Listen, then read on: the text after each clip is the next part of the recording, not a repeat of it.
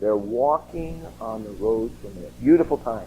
One person comes along and starts walking with them, and these men are very concerned and very upset. Jesus comes along and just comes up walking to them, and verse 17 says, "Well, guys, what are you talking about?" And they stood still, and their faces downcast, and one of them, named Cleopas, asked them, "Are you the only visitor in Jerusalem, and you do not know the things that have happened?"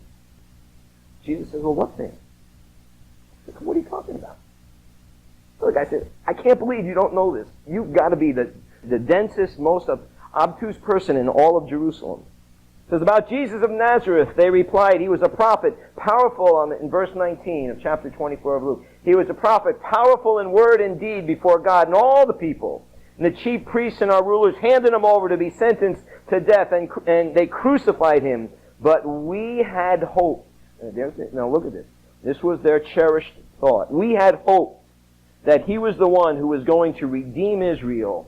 And what is more is the third day since all this took place, and some of our women amazed us. They went to the tomb, but they didn't find his body. And they came and told us they'd seen a vision of angels, and they said he's alive. And some of our companions went to the tomb and found it as the woman said. But they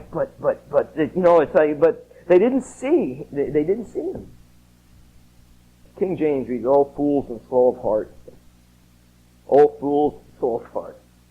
O fools. That's what King James. This NIV, it says, "How foolish you are." O fools and slow of heart. If anybody wants to do what I do, I just kind of put my initials under that, "old fools and slow of heart." Lord, sometimes it takes me a long time. "O fools and slow of heart." Now listen, did not the Christ have to suffer these things and enter into his glory? And beginning with Moses and the prophets, he explained to them what was said in all the scriptures concerning himself. Wouldn't you want to be on that, walking with those guys down the road to Emmaus? Wouldn't you want to hear Jesus, starting with Moses and all the prophets, about talking how he had to go and suffer and be rejected? The stone which the builders rejected has become the chief stone. Down in verse 46, he says, "And he said unto him, It is written, thus it behooved Christ to suffer and rise from the dead the third day." Folks, I had to do this. I had to go through this. This was part of what I had to go through. This was the pathway I had to go. Now we go back to the garden. We go back to the garden. He's in the garden, and he says, Father, strong tears and crying. Strong crying and tears. Father, if there's any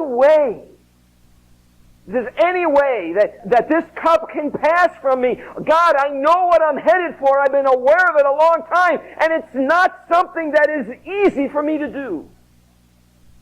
Nevertheless, not my will, but thine. Somebody said it like this, that the cross is our will being overruled by God's will. We operate on an earthly realm, God operates on a heavenly realm. And Jesus, practicing obedience as he laid his life down, as he said, Lord, not my will, but thy will be done.